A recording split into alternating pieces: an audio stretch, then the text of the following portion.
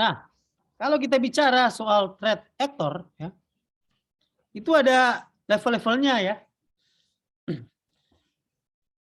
Jadi kita bicara soal threat actor, berarti ini gray dan black hat hacker, bukan white hat hacker. Ya, jadi threat actor itu ada yang level paling rendah itu script kiddie ya. Jadi script kiddies ini inexperienced hacker running existing tools dan dia bisa exploit ya, karena sekarang tutorialnya sangat banyak ya di Facebook ya. Jadi biasanya mereka belajar saja dari tutorial yang ada di Facebook ya, dan kemudian iseng-iseng mulai menyerang website pemerintah. Banyak yang berhasil ya melakukan deface seperti itu. Itu rame itu ya, melakukan deface. Baru itu di atas script kiddies ya. Jadi kalau script kiddies itu dia ambil aja tools yang ada di GitHub misalnya, dia belajar tutorial kemudian dia tes. Ya. Kurang lebih seperti Anda lah yang baru mulai dalam melakukan serangan jaringan. Nah, kalau misalnya dia sudah meningkat kemampuannya, dia sudah mulai banyak belajar soal jaringan, dia memiliki kemampuan coding, kalau sekarang itu dalam Python ya. Nah, dia sudah mulai skillnya sudah lebih baik ya, dia sudah mengarah ke state sponsor ya. State sponsor ini mereka sudah black hat dan grey hat yang mulai mencuri data ya. Seperti kita ketahui bersama itu pencurian data itu paling marak sekarang ya. Di Indonesia itu data-data IKTP itu pernah bobol ya. Yang kemarin itu data di aplikasi Peduli Lindungi. Ya, seperti itu. Biasanya mereka sudah mulai dapat mengumpulkan, mencuri data-data itu ya. Ya, targetnya itu pemerintah ya, teroris grup dan perusahaan. Seperti itu. Tapi mereka disponsori ya oleh negara kalau state sponsor ya. Kemudian ada level yang lebih tinggi itu cyber kriminal. Ya, kalau ini jelas arahnya itu bukan hanya sekedar mencuri data, tapi sudah mencari keuntungan ya. Sudah banyak sekarang yang seperti itu, mencari keuntungan dalam bentuk uang, misalnya minta dibayarkan dalam bentuk Bitcoin ya sekarang seperti itu.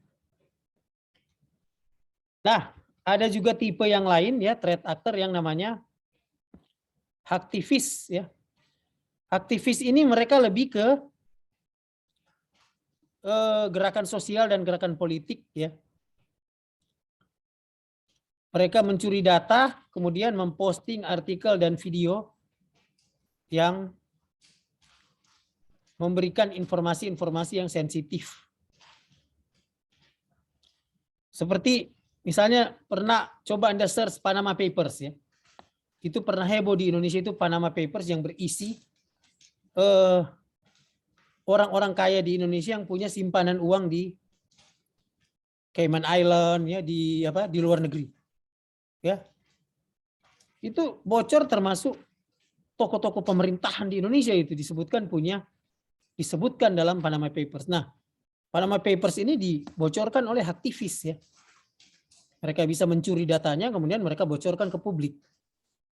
Ya, tidak usah saya sebutkan tapi Anda bisa search sendiri dan Anda bisa lihat gitu ya, untuk banyak pemimpin bisnis ya dan pemerintahan menyembunyikan harta kekayaan mereka di luar negeri supaya tidak kena pajak. Nah, itu dibocorkan oleh aktivis. Itu sempat heboh itu di Indonesia, ada beberapa gitu. Nah, baru yang terakhir vulnerability broker ya. Jadi vulnerability broker ini biasanya memang diajak oleh vendor ya. Seperti Morgan Stanley itu pernah ya membantu Ruang Guru gitu ya. Kita mengeksploit aplikasi mereka kemudian kita diberikan reward. Ya. Atau tahun lalu itu saya pernah diajak oleh salah sebuah perusahaan jaringan di Dubai ya untuk mentesting jaringan mereka gitu ya. Karena mereka perusahaan yang memiliki layanan berbasis cloud, kemudian mereka melihat publikasi riset saya itu tentang cloud banyak berbahasa Inggris, ada 4 ya. Dan dikutip oleh beberapa peneliti yang ahli di bidang itu, sehingga dianggap saya bisa melakukan testing dalam aplikasi cloud ya. Jadi tahun lalu itu saya diajak gitu, dibayar gitu ya.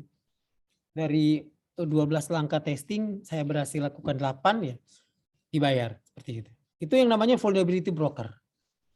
Ya, jadi itu profesional gitu ya, seperti itu. Nah, itu ya terkait dengan